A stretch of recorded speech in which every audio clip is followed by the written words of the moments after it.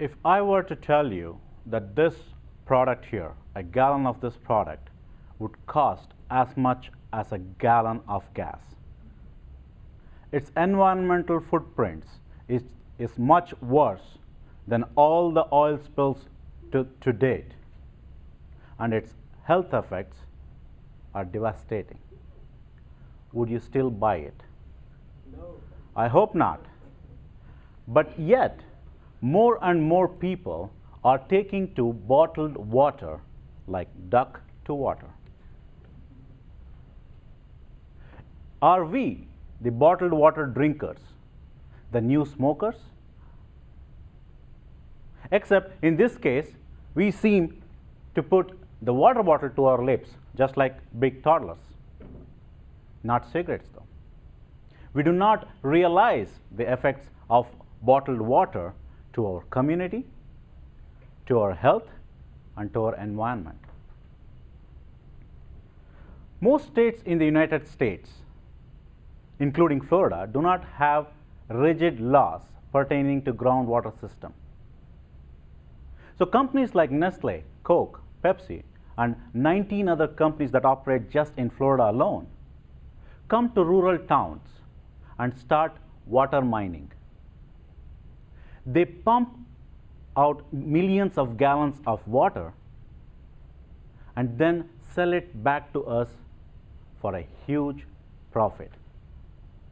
For example, Nestle pumps up 500,000 gallons of water every single day in northern Florida. Every day and every hour, 100,000 bottles are filled up with that water. It costs Nestle anywhere between 6 to 11 cents to extract, to bottle, and to ship a gallon of water to the market. And how much do they sell it for?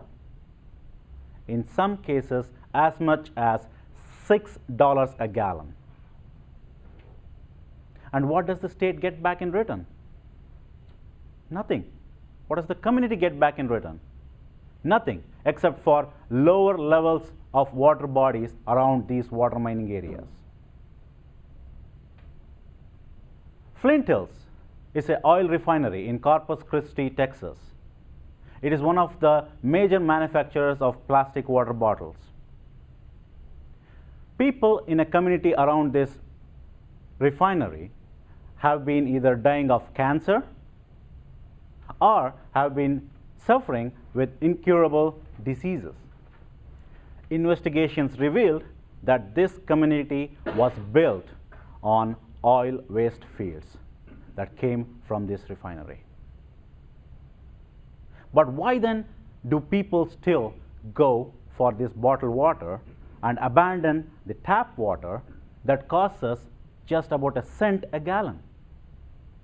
It's because we assume that bottled water is safe. These companies with big marketing muscle and celebrities that endorse these water bottles, have you ever seen those celebrities? Have you ever seen them take a sip out of this bottle? No. No. All they do is pour the water over their head and go, refreshing. Makes me wonder, they're afraid to drink that water bottle. But then, in reality, 40% of bottled water, the source for this bottled water, is actually filtered tap water. The companies don't mention that. After a huge public outcry, Aquafina, made by Pepsi, put in that on their label, that it is from tap water. Dasani from Coke is yet to do that. And if you still think that bottled water is safe, think about this. Your tap water is tested 300 times a month. And the city has to submit reports, these testing reports, to the EPA, the Environmental Protection Agency.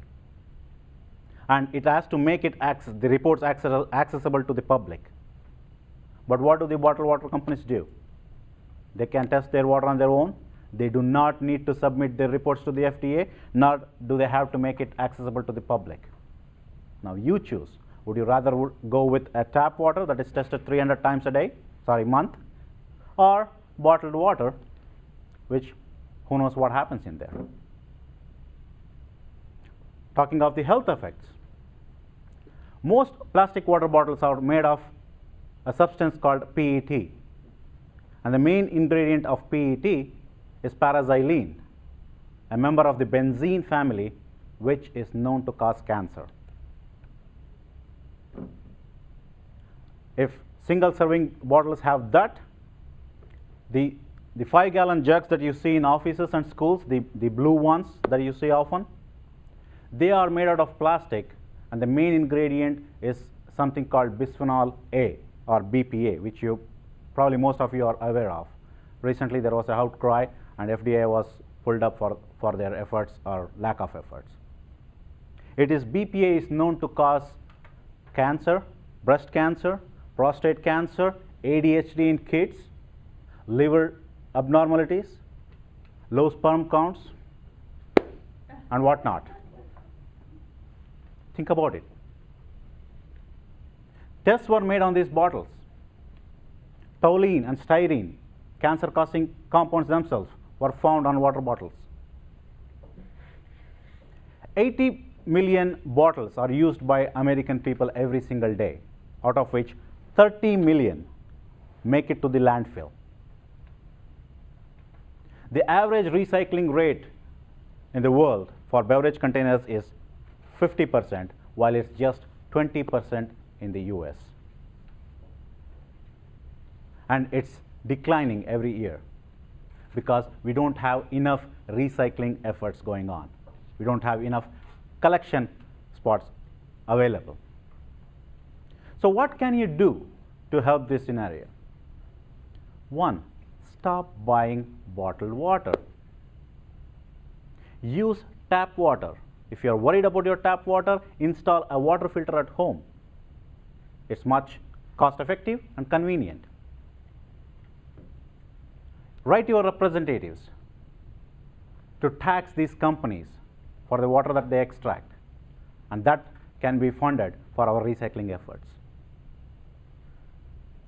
Gandhiji said that there is enough water for human need, but not enough for human greed. I don't know in what context he said that, but it seems apt in this context. Food became a commodity a long time ago. We turned water into one now. What's next? The air we breathe?